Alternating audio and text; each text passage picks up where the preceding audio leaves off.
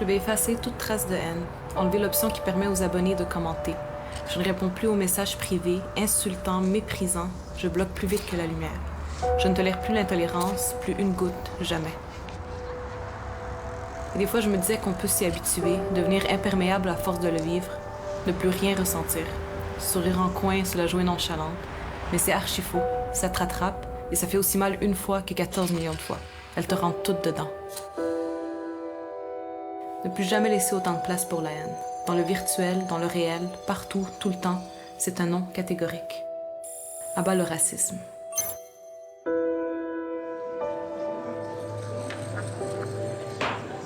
Not guilty, Your Honor. I'm innocent.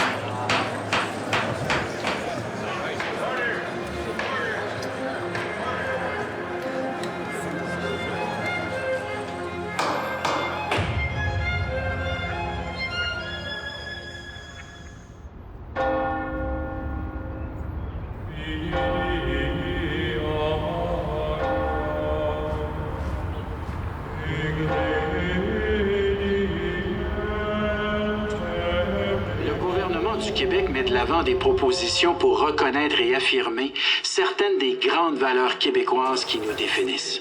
Le ministre Bernard Drinville a finalement rendu public ce matin son projet de charte des valeurs québécoises. Un projet qui interdit le port de signes religieux ostentatoires pour les employés de l'État. Et les réactions déjà sont très vives. Atteinte aux libertés individuelles. Atteinte aux libertés individuelles qui n'est pas justifiée. Est-ce que ça va prendre une police religieuse pour aller voir dans le cou des fonctionnaires ce qui est permis et ce qui ne l'est pas?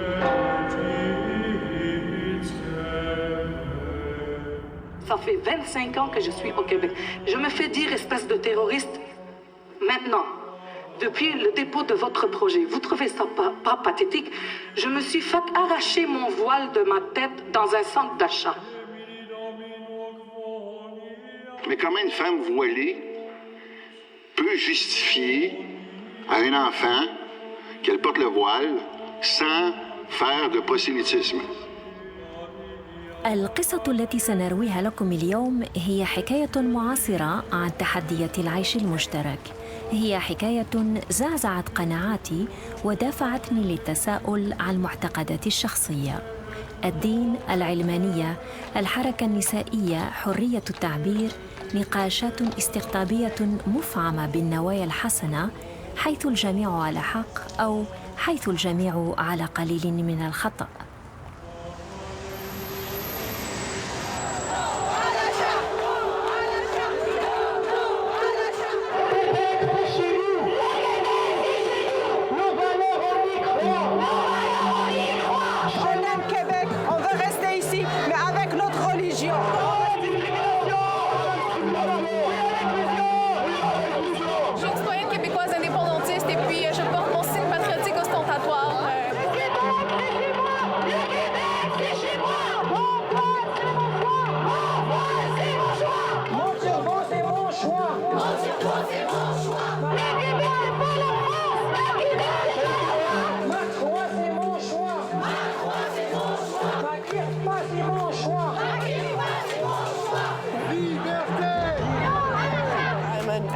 Priest, and I'm here today because I stand in solidarity with everyone who needs space for the expression of religion in the public sphere. C'est pas une question de voile, c'est un cheval de bataille pour les prochaines élections.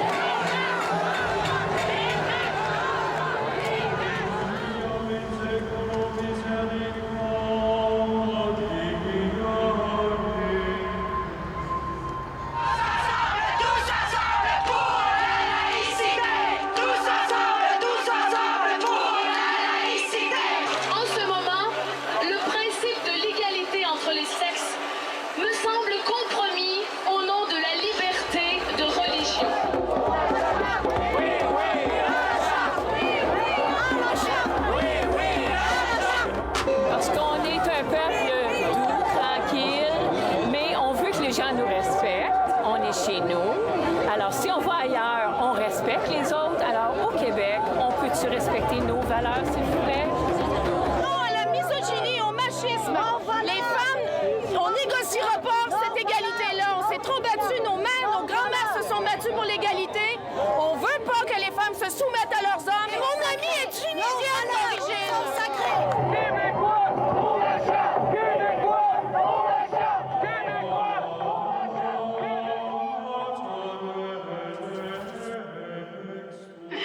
convaincu qu'avant longtemps, on citera cette charte comme exemple de ce qui aura contribué à rapprocher les Québécoises et les Québécois.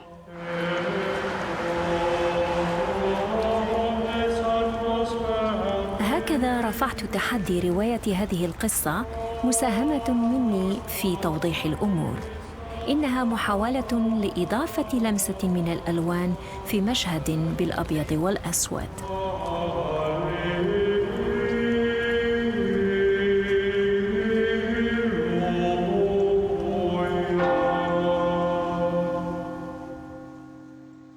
Je poursuis tout de suite la discussion avec Dalila Awada. Elle est étudiante en sociologie. Elle est aussi membre du mouvement pour un Québec inclusif. Quand le débat sur la charte en 2013 a vu le jour, pour moi, ça a été presque un réflexe d'avoir des choses à dire là-dessus, de vouloir participer à ce grand débat de société-là.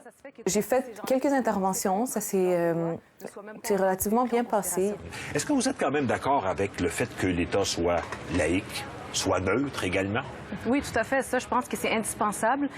Par contre, là où c'est poussé trop loin, c'est peut-être vouloir séculariser les individus. Évidemment, il y a toujours des critiques ici et là, mais ça, on s'y attend. Ça fait partie de la game, si on veut.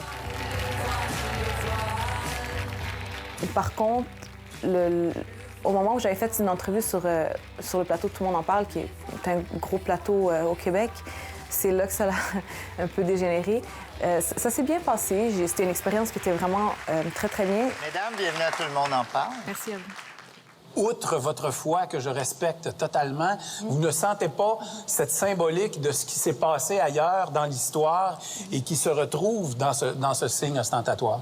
Mais je pense que c'est important de reconnaître qu'effectivement, il y a des femmes qui le portent puis qui vivent dans des rapports de domination. Puis effectivement, dans certains coins du globe, le voile est instrumentalisé à des fins politiques. Mais je considère qu'au Québec, on est un pays libre. On est dans une société qui est libre. Étant née ici, j'ai pas vécu ce rapport-là. Au contraire, j'ai toujours eu une enfance qui était particulièrement saine, heureuse. Pour moi, mon rapport à la religion est positif. C'est un petit peu tout le bagage que mes parents m'ont transmis. Je ressens pas le besoin d'en sortir. Au contraire, je suis bien là-dedans. Puis je trouve que c'est important aussi de garder toute la discussion et le débat en Amérique du Nord, parce que la situation politique et sociale n'est pas la même. Puis moi, en tant que femme musulmane québécoise, j'ai pas apporté non plus le poids de tout ce qui se passe partout dans le monde.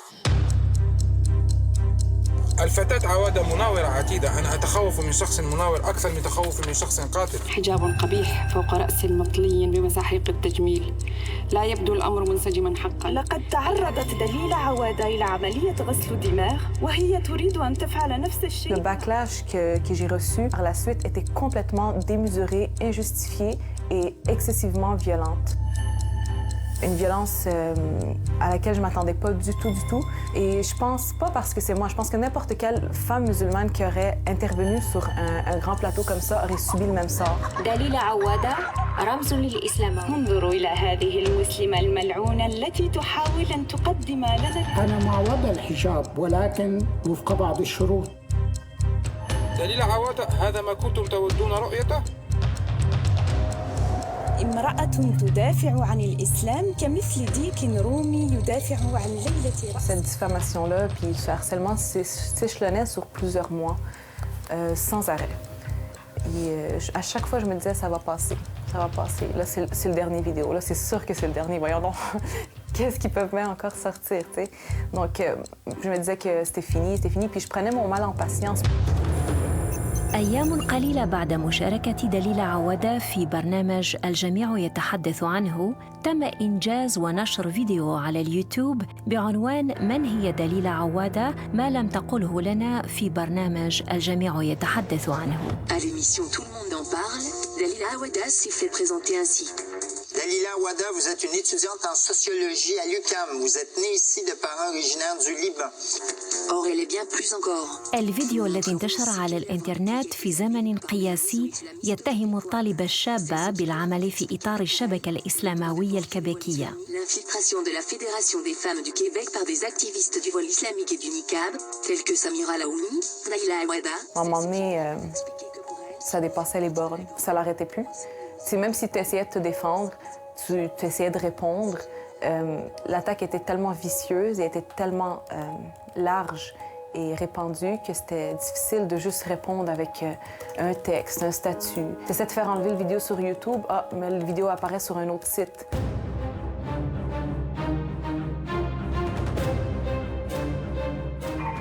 Poste de veille, le site de la propagande islamophobe est un de ceux qui a fait le plus de tort. Le premier vidéo qui a été fait à mon sujet était vraiment provenait de là en fait et visait visiblement à me décrédibiliser, à m'enlever toute légitimité et à me faire passer pour une personne qui est hypocrite, une manipulatrice.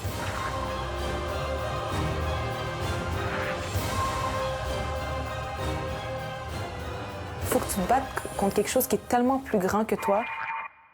La peur était omniprésente. C'était vraiment de se lever à tous les matins puis de ne pas savoir ce qui t'attendait. Donc, j'étais tiraillée. Je le ressentais au fond de moi. Impossible de dormir, impossible de mener ton quotidien sans être envahi par ça. Il y avait toujours quelque chose de nouveau. Et non seulement, même quand il y avait un nouveau contenu diffamatoire qui sortait, comme une vidéo, par exemple, il était repris et repris et repris. Puis on te l'envoyait, puis on l'envoyait à tes proches. Mes amis recevaient des centaines de fois les vidéos. Devrait-on s'inquiéter de voir à quel point elle tient à porter son voile, même à la plage?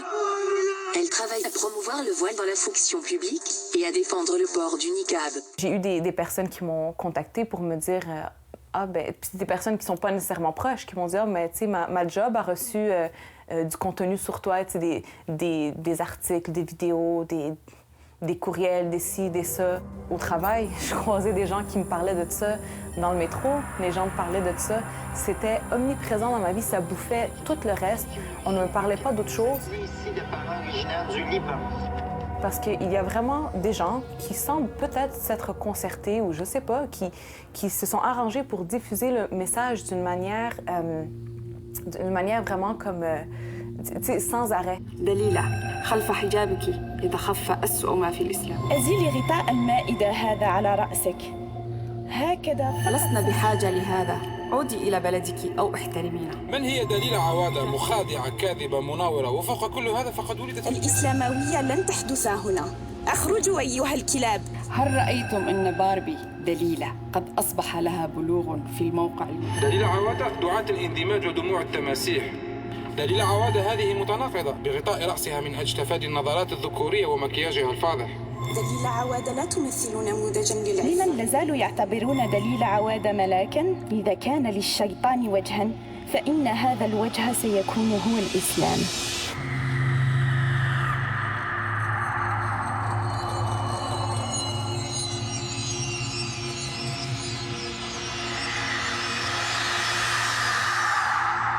C'est comme si tout d'un coup, parce que tu as une identité musulmane, tu étais coupable de quelque chose. Puis il faut que tu passes ton temps à prouver que tu n'as rien à te reprocher. Tu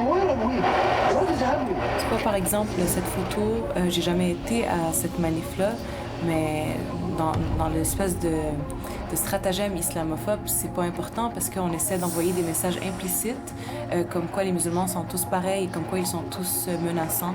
Donc c'est monnaie courante d'avoir recours à ce genre de montage et de trucage pour envoyer des messages implicites.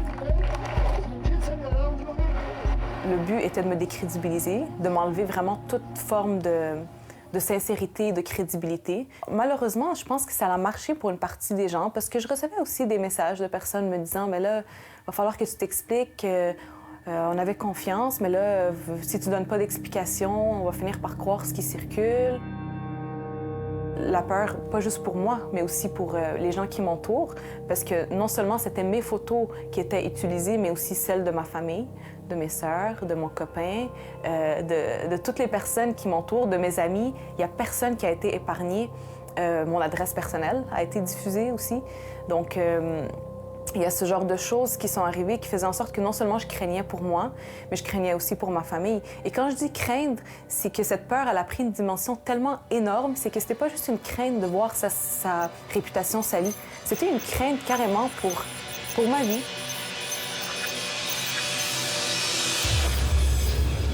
Qu'est-ce que tu pourrais nous raconter de cet épisode qui est quand même très dur pour toi? Parce qu'on dirait que tu veux pas rentrer dans ce qui fait mal. Mon Dieu, je trouve ça vraiment dur. Je ne m'attendais pas à ça. Excuse.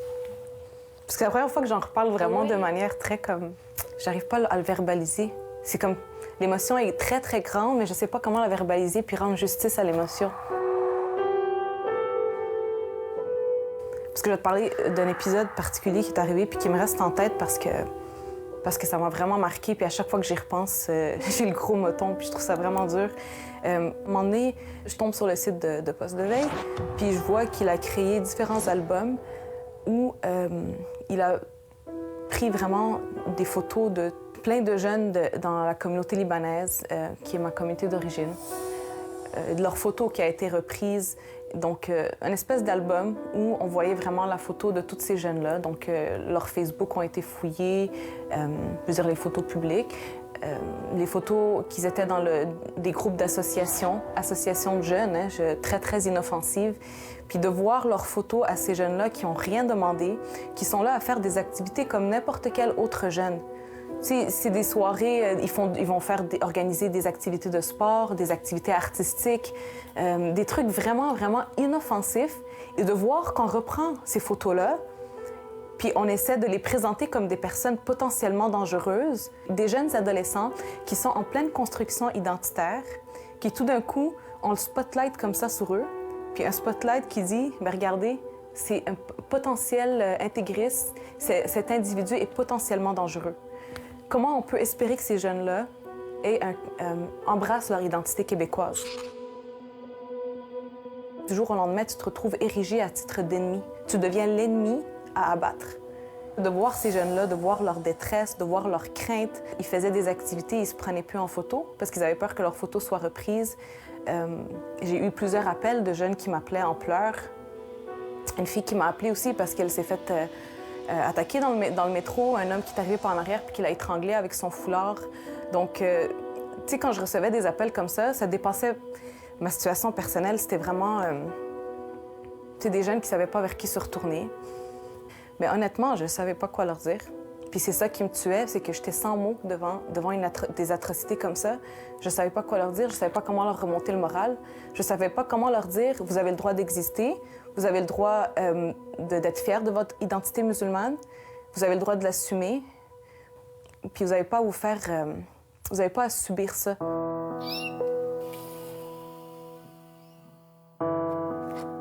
Des fois, tu sais, j'aimerais ça peut-être juste aller choisir mes luttes, aller ailleurs. Mais au moins, tu as le luxe ou le privilège de choisir pour quelle lutte tu veux t'impliquer, contre la pauvreté, contre le réchauffement climatique. C'est n'importe quoi, mais quand tu es dans une société où il y a un problème de racisme ou de xénophobie, par défaut, tu es obligé de t'impliquer là-dedans. Parce que même si tu veux aller donner du temps pour une autre lutte, tu continues à être stigmatisé comme cet autre, comme cet arabe, cette musulmane. Donc, tu peux pas passer à autre chose tant que la question du racisme n'est pas réglée. Donc, c'est une lutte par défaut qu'on n'a pas le choix de mener ici. Dans ce débat-là, ce qui était assez particulier, c'est que tout le monde avait une opinion. Tout le monde disait son opinion sur le voile, mais quand les femmes musulmanes elles-mêmes prenaient la parole pour s'exprimer sur ce sujet qui les touche intimement, ben là, à ce moment-là, on les décrédibilisait, on les traitait de manipulatrices, de rusées, d'intégristes, de marionnettes. Tous les mots y sont passés, toutes les insultes. C'est comme si tous les coups étaient permis. Puis ensuite, on fait passer ça sur le dos de la liberté d'expression, sur le dos d'un débat démocratique, un débat politique. Mais il y a une différence à faire entre la diffamation qui a été vécue puis la liberté d'expression. Ce que ces gens-là réalisent pas, c'est que le mal qu'ils ont fait a des vraies répercussions dans la vie de vraies personnes.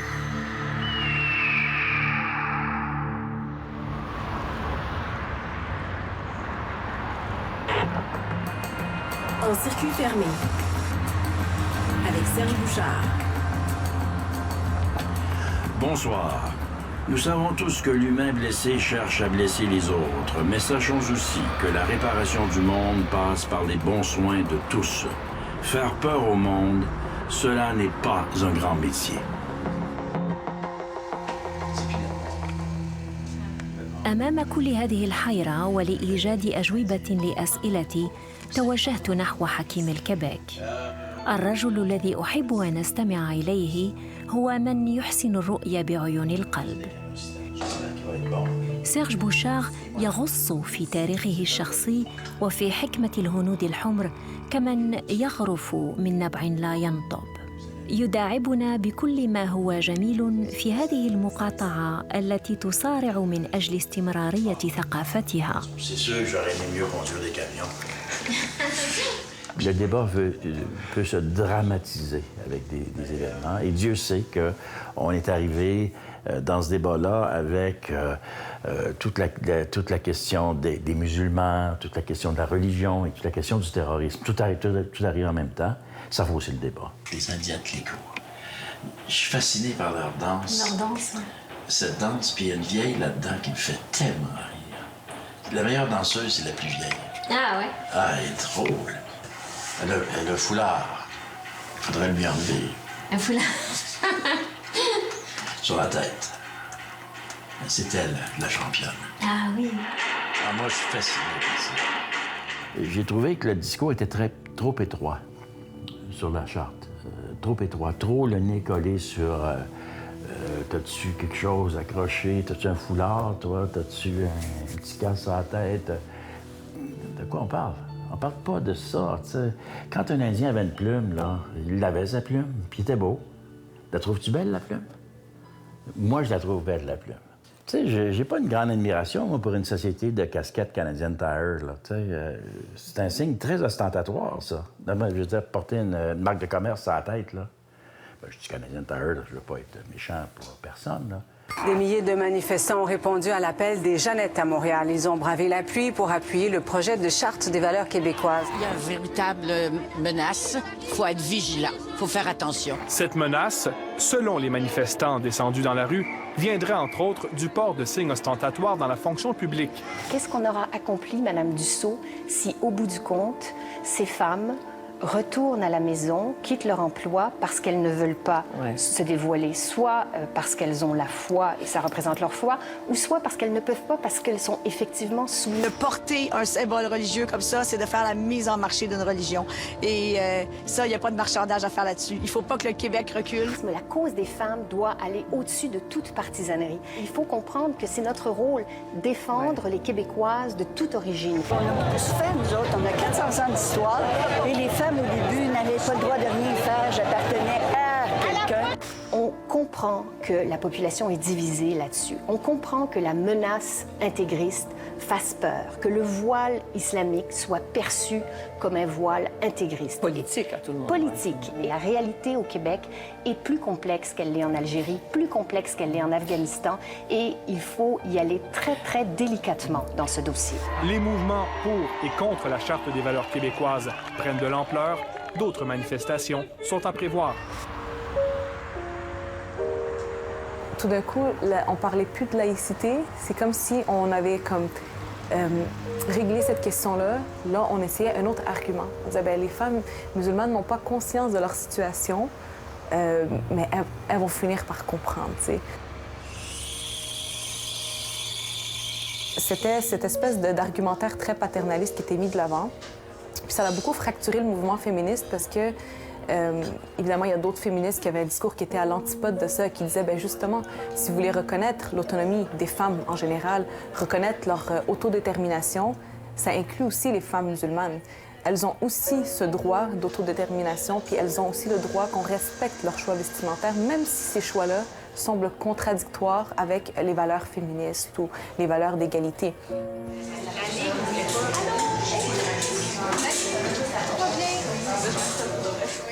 Puisqu'on en est, j'essaie de m'impliquer comme je peux, à travailler pour l'égalité entre les hommes et les femmes, organiser certains événements, des groupes de discussion. Puisqu'on n'a jamais entendu parler des histoires des agressions non dénoncées de la part des femmes racisées, ça va peut-être être la première fois qu'on va entendre ces histoires-là. Fait que je pense qu'il y a besoin de les entendre pour se solidariser par rapport à ces enjeux-là. Donc, leur discours va être axé sur le silence et moins sur la présence de la violence, parce qu'on sait que toutes les communautés vivent de la violence.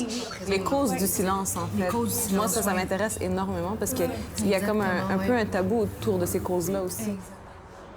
Il y a beaucoup de ces femmes qui ont pris la parole, qui sont des icônes culturelles pour beaucoup de Québécois et beaucoup de femmes québécoises aussi qui ont été des modèles dans le féminisme. Mais je pense que le débat sur la charte a révélé des côtés qui sont vraiment pas beaux. C'est clair pour vous que le voile est un signe de soumission? Je pense que les islamistes nous menacent en envoyant toujours, ce sont des hommes eux aussi, qui envoient qui à la guerre? Qui envoient les femmes avec leur voile pour nous montrer qu'elles sont spéciales, qu'elles ont une différence avec nous. Les mains couvertes jusque-là, les jambes couvertes. Moi, quand j'entends ce matin une de vos co-signataires, Denise Filiatro, pour ne pas la nommer, qui dit au micro de Paul Arcand ce matin, il dit « Ce sont des folles, puis ils se maquillent, ils ont l'air des clowns. Ça, pour moi, c'est aussi un pas en arrière. Qu'en pensez-vous de ça? Il n'y a pas ces dérapages-là actuellement? Je veux pas la juger. Denise, c'est Denise. C'est une excessive qui a un parler très particulier.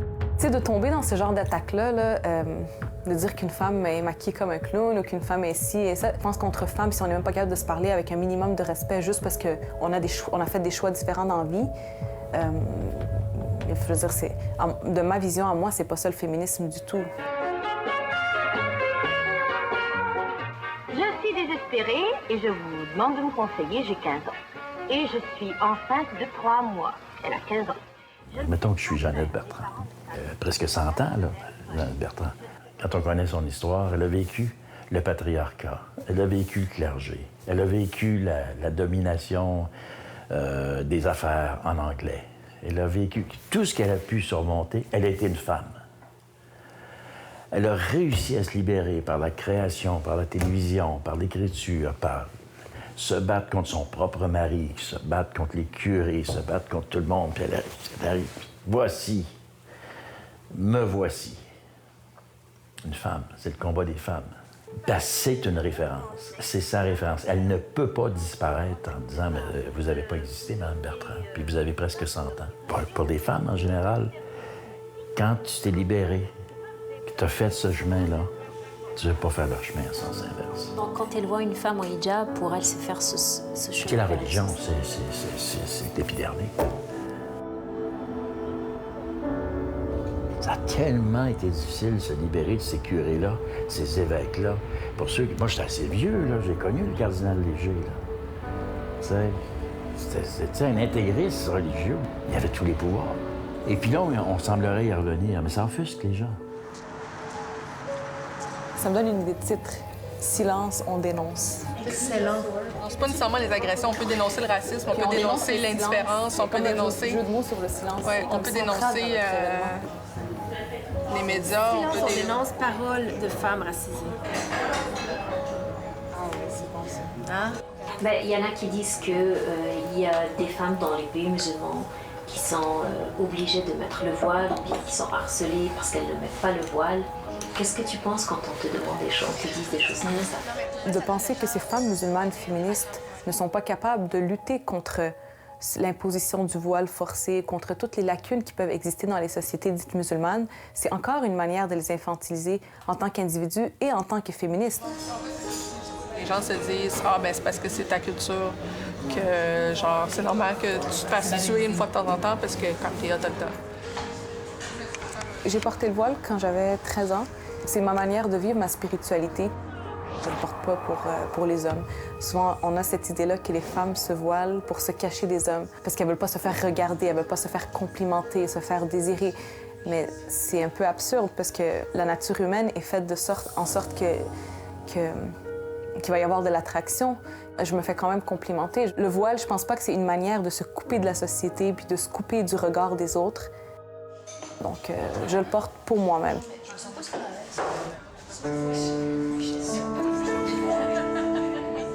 Ce que je comprends, c'est qu'on souhaite vivre dans un monde où il n'y aura plus de femmes racisées. Parce que être une femme racisée, ça sous-entend que cette femme vit de la discrimination. Est-ce que vous le voyez comme ça? Elle a été altérisée. Exactement. Elle était altérisée, exactement. Voilà. Donc, c'est très péjoratif quand on dit qu'une femme est racisée. Fait que tu voudrais utiliser un autre terme? Non, pas du tout, non, c'est excellent, mais... Ça décrit une problématique en soi. Là. Exactement. Mais... Ce groupe de détracteurs qui te lient à l'intégrisme et tout, mais comment est-ce que les musulmans conservateurs te voient? Les gens qui sont conservateurs sont, comme je dis, sont pas d'accord, mettons, avec ma manière d'être, je veux dire physique, mais aussi avec les propos que je vais énoncer. Donc, je recevais des critiques des fois de, tu sais, si t'es pas capable de représenter l'islam comme il faut, parle pas, prends pas la parole au nom de tout le monde. Mais ce qu'ils n'ont pas compris, c'est que moi, je prenais pas la parole au nom de tous les musulmans. Je prenais la parole au nom de moi-même. Je parlais de ma réalité en tant que femme musulmane. Tu sais, je peux pas plaire à tout le monde, donc les critiques vont continuer, mais j'ai vu comme une force aussi. Le fait que tu reçoives, que tu plais pas nécessairement à un camp bien défini, bien tranché et bien délimité, c'est parce qu'en quelque sorte, tu es une personne nuancée, une personne qui est ouverte aux autres. Je peux prendre cette partie-là. Je trouve la bouffe, la liqueur, je m'occupe de ça. Non, mais là, je sais que je fais toujours la même joke, mais pétrodollar. T'as l'air de pétrodollar. J'ai fini ta phrase. Non, c'est vrai. T'as des amis à Calgary, c'est ça que tu voulais dire? Nadia, tu coupes.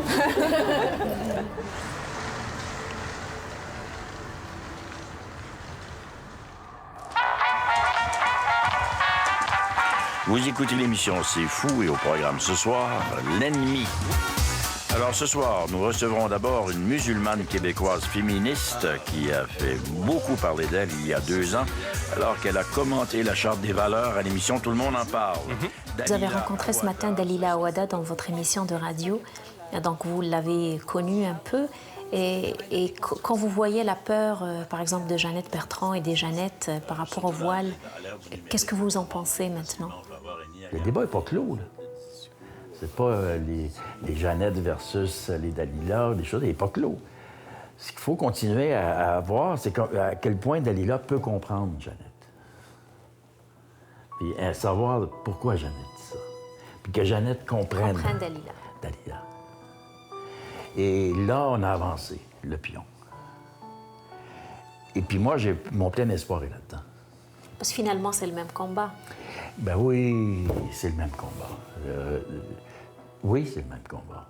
Je dis juste aux femmes, c'est une lettre adressée aux femmes, soyons vigilantes et je tends la main à toutes les musulmanes et à toutes les islamistes femmes en leur disant, attention, attention, les religions sont faites pour les hommes.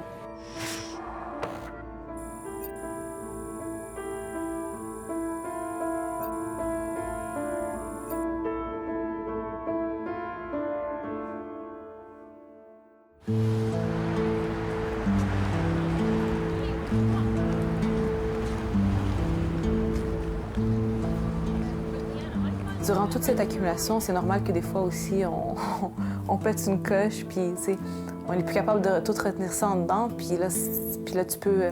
Souvent, je me suis exprimée, j'ai fait part de mon ras-le-bol contre le racisme, contre cette diffamation, contre tout ce qui circule, contre la xénophobie. J'ai vraiment... Je vidais mon sac, puis là... Des fois, évidemment, tu reçois des commentaires comme quoi tu essaies de te victimiser, puis tu reçois encore des insultes. Mais il m'est arrivé quelque chose récemment que j'ai trouvé bien. J'avais reçu un message, puis c'est arrivé plus qu'une fois où des gens m'écrivent pour me dire « Ah, tu sais, je t'ai croisé à tel événement » ou « J'ai lu telle affaire que tu as écrit », puis tout d'un coup, tu m'as semblé plus humaine. J'avais oublié qu'il y avait un humain derrière ça. Moi aussi, je t'insultais, moi aussi, je t'attaquais, mais je ne voyais que la façade, je ne voyais que le personnage. Puis là, je te croise à tel événement, puis c'est arrivé j'étais à un événement récemment pour le lancement d'un livre.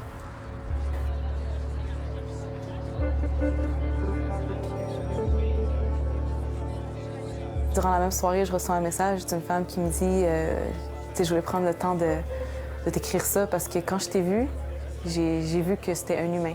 Puis j'ai réalisé que ça a l'air fou, mais c'est ça aussi, tu sais, juste quand finalement, tu peux...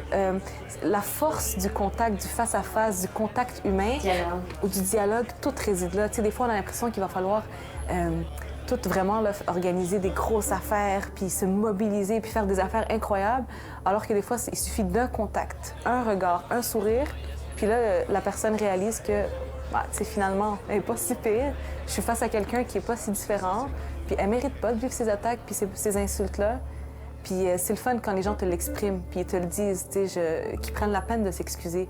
C'est rare que quelqu'un fasse ça, mais quand ça arrive, c'est comme une brise de fraîcheur, ça fait tellement de bien, là. Puis ça me fait réaliser à quel point il faut continuer à parler puis, tu sais, ne pas se refermer sur soi-même.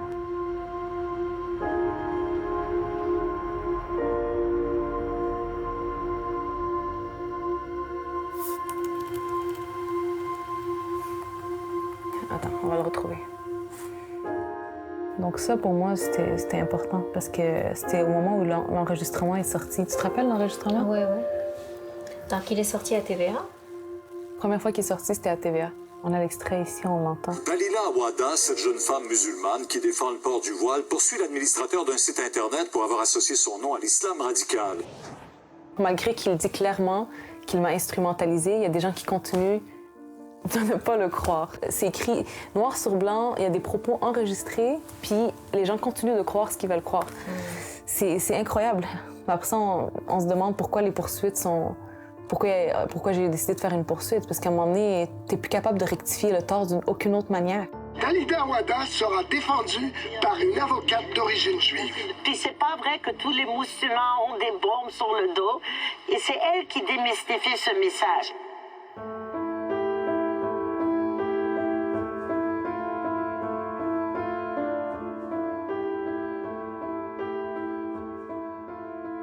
On a été toutes les deux, séparément, choquées par le traitement extrêmement exécrable qui a été réservé à plusieurs femmes musulmanes, et cela même avant que Dalila vienne frapper à notre porte. C'est des amis qui me disaient, ben là, il va falloir que tu mettes un frein à tout ça, tu sais, ça n'a pas d'allure. Non seulement ça t'a déjà affecté dans ta vie privée, mais là, ça l'arrête pas, tu sais. Alors, à un moment donné, c'est apparu comme la seule solution. Une fois que tu as entamé ces procédures, tu es dans de perpétuelles explications pour essayer de prouver que ce n'est pas dans le but de museler ou de limiter la liberté d'expression. Au contraire, la poursuite, elle est vraiment pour l'aspect diffamatoire et l'aspect de harcèlement.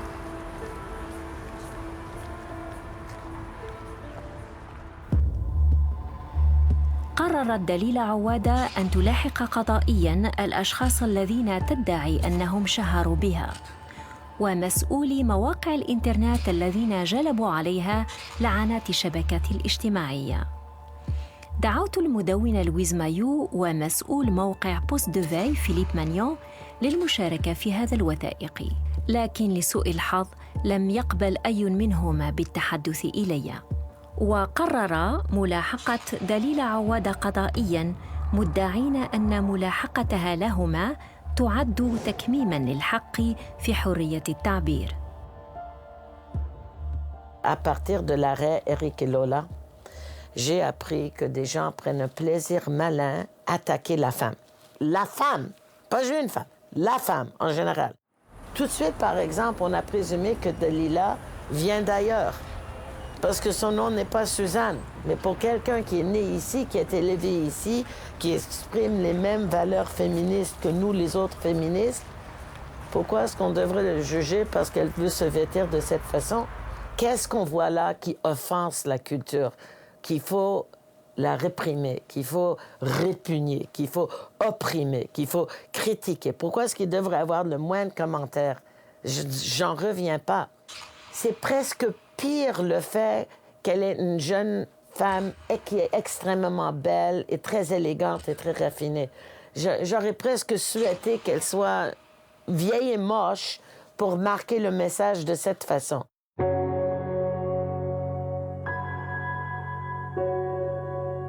À cette époque, sur les réseaux sociaux, quand le débat de la charte était là, les attaques contre elle, contre moi, étaient horribles. Elle est attaquée pour sa beauté. Moi, j'étais attaquée à cause de mon âge, la taille de mon corps, et on se permettait n'importe quel commentaire. Comme si le corps de la femme est un terrain admissible pour attaque.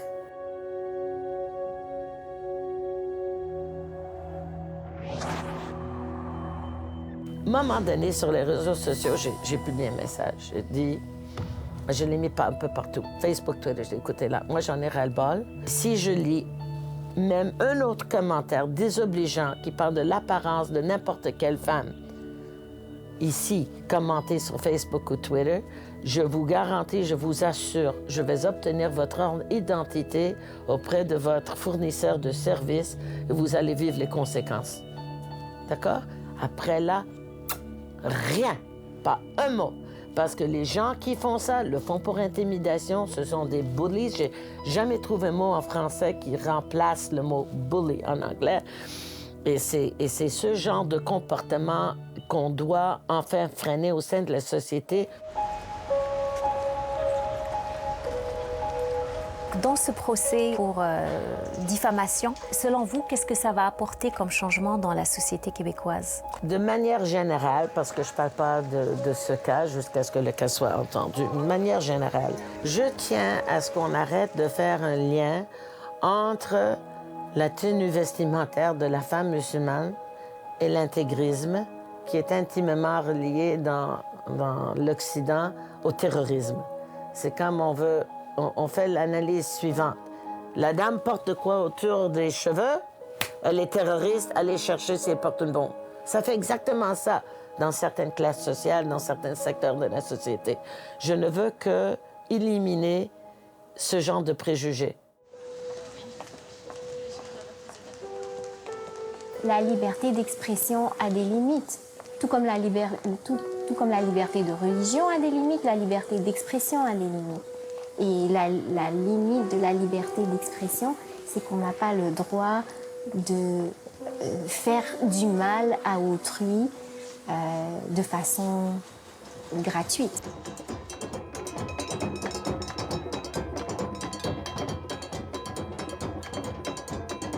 Il me semble, quant à moi, que l'élan plus général de la société est vers une élimination des discriminations, de catégories et de préjugés. Ce n'est pas comme ça partout. Quand on regarde le cimetière qui est l'Europe, ils n'ont jamais su s'adapter à la nouvelle réalité de sociétés hétérogènes. On n'a qu'à regarder la réussite constante de la famille Le Pen en France. Père et fille, qu'est-ce que ça change, hein?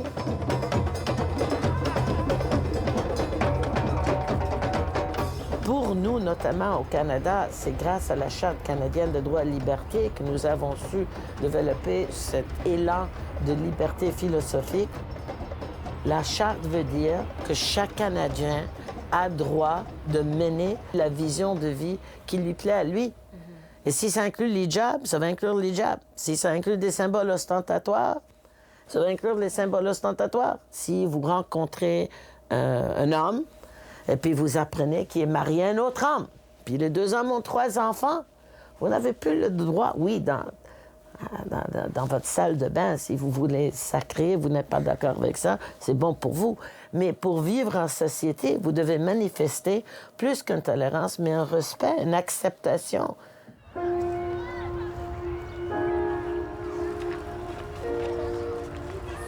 Ce glissement un peu vers la laïcité à la française qui interdit tout signe ostentatoire. Non, pas dans une relation colonialiste de la pensée. C'est impossible de prendre le modèle français. C'est impossible. Une bonne libre pensée, je dirais, ce serait de dire, ben, peu importe. La France a fait ça. Maintenant, quand on se regarde ici au Québec, qu'est-ce qu'on peut faire? C'est quoi la situation? Qu'est-ce qu'on peut faire pour innover? Ne serions-nous pas? Comment on va faire pour être à la pointe de l'humanité? Est-ce que c'est parfois difficile d'avoir l'impression d'être ennemi, d'être l'ennemi potentiel chez soi? Absolument. Surtout quand c'est pas justifié. C'est sûr qu'aujourd'hui, on est tout le temps exposé à beaucoup de propagande à l'égard des musulmans. Donc, quand on les voit dans les médias, c'est principalement des choses qui sont très négatives, très violentes, très sanglantes même. Ouais. Donc, c'est difficile après ça de se défaire de cette étiquette. Donc, c'est un travail quotidien. C'est une espèce de lutte quotidienne que de résister à cette marginalisation, stigmatisation. Alors, bon vendredi, bienvenue à l'émission. Aujourd'hui, on fait comme si les stéréotypes n'existaient plus, comme si les dangers étaient derrière nous, il n'y a pas de problème, on s'est arrangé. Non. Tout le monde, c'est des terroristes, puis moi, je vous le dis qu'il y a des terroristes, puis ils sont rendus à Montréal, des terroristes. Puis, tu sais, tu prends un micro, puis tu dis ça, là. Quelqu'un qui est chez eux, il dit, mais maudit, j'en veux pas de terroristes chez nous. Mais quand les faiseurs d'opinion le disent? Mais c'est le ton, c'est tout ce que tu viens d'éradiquer. Tu vas finir par dire tous ces gens-là, c'est terroriste. Comme j'ai entendu toute ma vie que les Indiens, c'était des incapables. On ne peut pas faire ça. On a besoin d'intelligence. L'agressivité pure, c'est dangereux. C'est très dangereux. Et c'est trop facile. Nos politiciens peuvent le faire, n'importe qui peut le faire. Déclencher la machine, là. On va leur régler le problème. Là. Il est simple, le problème. Il y a eux, puis il y a nous. La religion et la patrie. L'allégorie parfaite alors que quelques mètres plus bas, à l'intérieur du Parlement, s'engagent de longs débats sur la laïcité de l'État. Le débat public de qualité exige. Il est exigeant. En arrière du rideau, il y avait seulement que des femmes. Les femmes étaient à quatre pattes aussi, là, puis ils priaient. Mais moi, je suis restée marquée par ça, là. Moi, je l'emprunte aux Amérindiens, là. T'as le droit de parler, mais t'as pas le droit d'être un imbécile. Le bâton de parole, c'est une responsabilité. Il y a 4999 familles, donc il y aurait une place. Une place pour moi. Ah oui, oui. C'est fait. C'est fait? Ah oui, et voilà. 5 millième habit. Merci. Ah, c'est beau. C'est moi qui est honoré. Merci.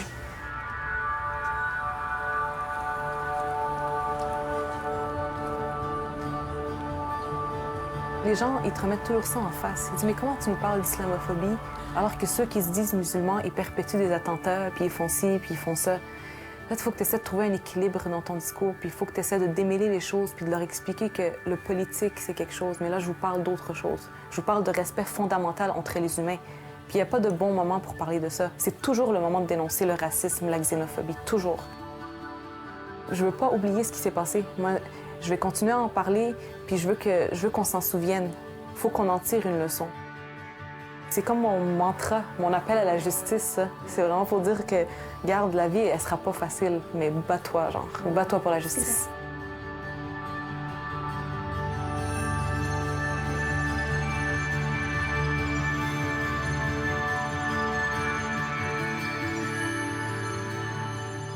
Et dans le monde d'aujourd'hui, où les sociétés sont très hétérogènes et nous sommes obligés à nous adapter à toutes sortes de personnes qui peuvent même nous faire peur parce qu'ils ont l'air tellement différents.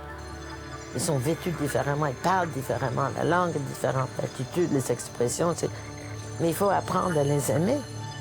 Au-delà de la tolérance. Et aller bien au-delà de la tolérance. La tolérance n'est pas assez pour moi dans le 21e siècle, à mon avis, à mes yeux. Ça me fait pleurer. J'adore ça. J'adore l'idée qu'on veut devenir plus civilisé que ça. Moi, ça me plaît. Dans mes plus vieux jours, je suis plus une jeune femme, ça me plaît. Et je trouve ça c'est pour moi, l'avancement de la civilisation. Et je trouve qu'il est très important pour nous, surtout les Québécois. Le Québécois est fait pour aimer. Il n'y a pas un Québécois qui n'embrasse pas son ami, son voisin. Tu n'as pas vu quelqu'un depuis 30 ans, tu vas venir, tu vas l'embrasser. Ça, c'est très québécoise. Et je tiens à ce que ça soit le message qu'on transmet à tout le monde entier. Je tiens à ce qu'ici, que la femme juive embrasse la femme musulmane dans son hijab. Je veux que ça soit le message qu'on transmet au Moyen-Orient. Pas qu'on accepte de vivre leurs problèmes ici, mais juste en donner l'exemple de libre-échange d'idées ou de robes ou d'hijab. Un libre-échange de philosophie, d'amour, de respect. Avec ce message qu'on peut changer l'attitude des autres. Je m'excuse pour pleurer, mais... Je suis comme vous. Moi, on a besoin de Kleenex.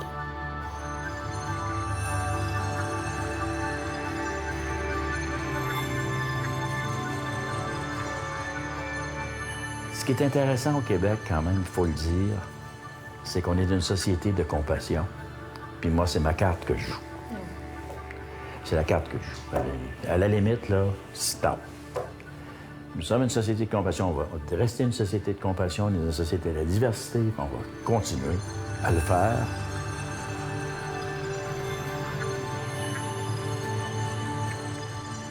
Le pari, il est là. Il faut se rejoindre pour faire ce qu'on a à faire ensemble. Parce que l'humanité, si vous voulez, elle a besoin d'amour. Je dirais comme ça. C'est une belle fin. Je te dirais comme ça, l'humanité a besoin d'amour. Ça semble évident, ça semble simple, mais c'est tellement ça. Parce que l'autre côté, on connaît. On connaît très bien le chemin.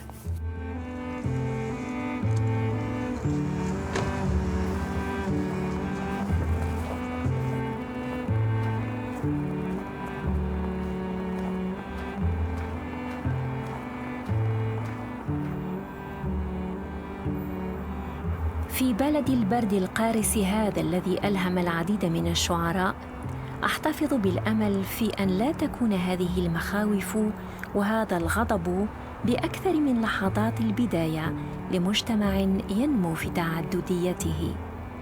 عقد اجتماعي جديد من أجل بناء عالم جديد وتحقيق عيش مشترك حقيقي.